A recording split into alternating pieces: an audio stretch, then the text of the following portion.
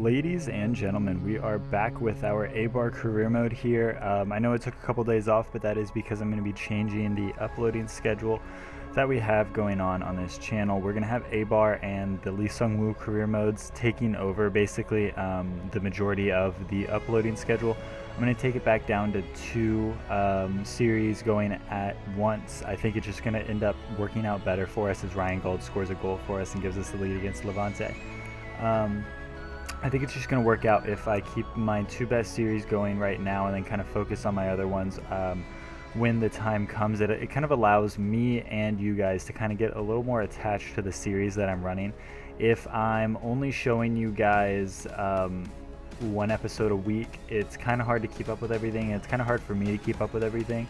I'm going from team to team constantly 7 times a week, so it's difficult for me to play all of the different series. I mean, obviously I could just record a bulk of them at once so that I wouldn't have to do it that many times, but regardless, it is kind of difficult for me to do. So I think this will be better for both me and you. As you guys see, going into the second half, we have a 2-0 lead against Levante.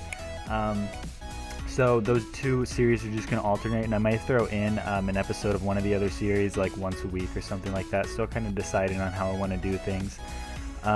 But talking a little bit about this episode, it was definitely a good point for us to try to get as many points as possible and work our way up the league as well as we can, because obviously, you know, we're still trying to fight for a good positioning in the league, so we want to make sure we're winning as many games as possible.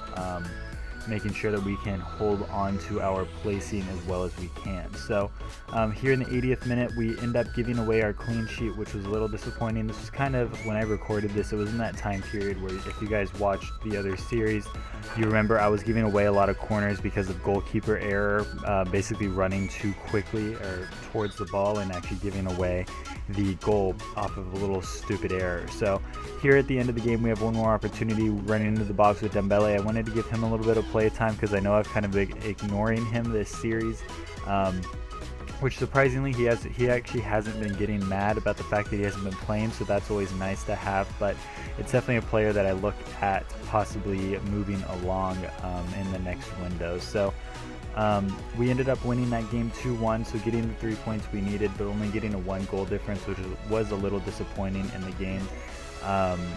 Obviously we're into April now, mid to late April, so the season is coming to a close. It's looking more and more like we're going to get stuck in that Europa League placing, which is a little disappointing because we did want to move up.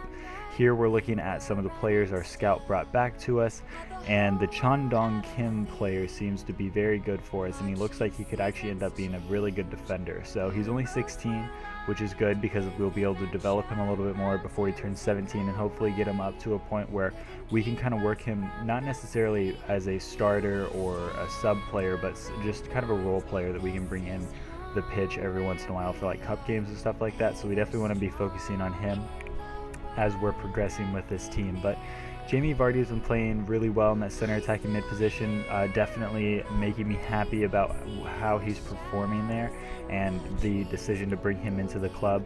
Obviously Timo Werner and Miyaichi doing very well on the flanks as well. Just playing, this entire team has been feeling pretty good recently, and you guys are going to see here in the 18th minute, we actually managed to get a free kick, and I think if we broke away from that, we were also going to score from that. So definitely wanted to capitalize on this. Danny Garcia hits the ball into the box, and we just get a lucky little, I actually tried to shoot right there off of the header, but it ends up just going across the goal, and Douglas is able to put that into the back of the net. So Douglas really not a player that we really hear from too often in this series. And me playing in the Lee Sung-woo career mode, which you guys will see in the next episode of it, I believe. Douglas does not play well at Barcelona, but he does really well for us here, and we managed to grab a second goal here in the 32nd minute. Jamie Vardy is able to knock in the rebound from Iheanacho's powerful hit at the keeper and giving us a 2-0 lead. So the game is feeling incredibly comfortable. We come up with a really big save there in the 45th minute to make sure that we're still 2-0 up going into the second half. and all we have to do is defend this corner to ensure that we're still in a comfortable position. So if we can keep winning games and keep the goal difference going the way we want it, I think we can definitely move up in the table to 5th. Like I said, I kind of think we're going to end up getting stuck. It's kind of too late in the season for us to really move in the table. So at most we may move up to 5th place, but I definitely don't think we'll be looking at Champions League football next year, which is a little depressing. But at the same time, you got to take baby steps. You got to go to the Europa League, perform there, and then show you really do deserve to be in the Champions League. So hopefully next season, if that is the case, we can do well in the Europa League and the actual league, and maybe hopefully move into the Champions League next year. That's definitely going to be the goal as we continue to build our squad to go up against Barcelona and Real Madrid for those top 2 placings. So here in this 67th minute, we actually get another opportunity, but we end up getting pulled back, so the chance wasn't there for us. So a little depressing that we weren't able to hit on that counter attack.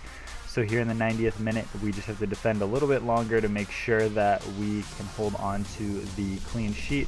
And the keeper's coming up with incredible saves again and again. The ball just ends up flying over all over the box, and the keeper comes up with at least 4 saves there to make sure that we could keep our lead and keep our clean sheet. He definitely, you could tell, really wanted that clean sheet, which he definitely deserves it. He's one of the best keepers in the league this year, in my opinion. He's been playing incredible, obviously making sure that we can keep that really good defensive rating of the 2nd best defense in the league. So as long as we can keep performing there, we're looking good. The team's looking great. Definitely going to be looking at strikers next year. Iheanacho, like I said in the last episode, he may end up moving on, even though it's a little earlier than I wanted to sell him. I kind of wanted to sell him when he got to that 80-81 rating.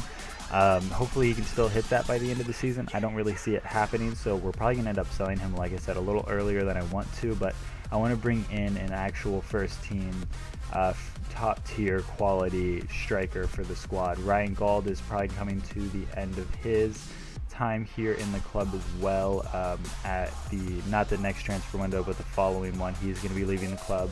So we're going to slowly start seeing some of these loan players go out, so we're definitely going to be looking at a lot of good replacements, hopefully, to bring them in. Obviously, we're a few seasons ahead of real time, so there are going to be some players that have progressed pretty well in their potential that we're going to be looking to bring in.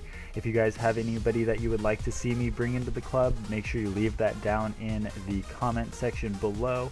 And I'll definitely be making sure to look at that whenever it comes to the summer transfer window.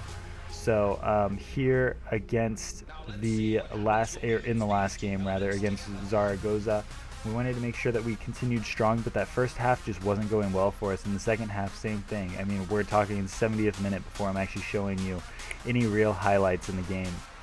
And even here, it's kind of really scrappy, back and forth, just kind of really poor football that we were playing, but we actually managed to get a really cheap kind of freakish goal there where Ruben Neves is actually able to just get the ball deflected off of his chest or face or whatever it hit him in, and the keeper just ended up baffling the ball straight back at him and going into the back of the net. So or that may have actually hit their defender instead of Ruben Neves, now that I'm looking at it again, but gives us the 1-0 lead nonetheless, and we're happy with that. Going into the 90th minute, we have to defend one more time. Seems like it's kind of the theme of this episode is 90th minute defense stands to make sure that we're winning games. We definitely wanted to pull 9 points from this episode and put us in a good position at the end here. So we managed to get the ball away, just kind of wanted to hold it for a minute, do a little bit of counterattacking, see if I could grab one more goal to make sure that we did win the game, but it didn't end up turning out that way.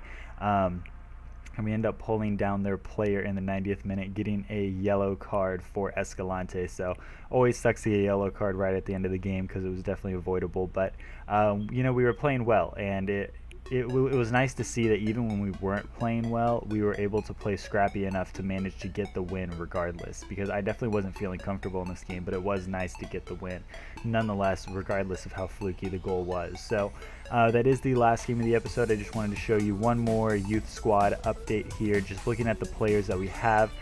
Incredible players coming into the team, some goalkeepers, some midfielders, some strikers. Reyes looks like he's going to be incredible for us. Obviously, Duncan we already talked about, and Madroza is also going to be incredible for us, 86 to 92 potential. So that is where this episode is going to come to a close, as I give Madroza a contract and also offer a contract to Alvarez. And that's, like I said, that's where this episode is going to come to a close. So if you guys did enjoy, make sure you like, comment, and subscribe on the video and to the channel. And until the next one, I'll see you guys later.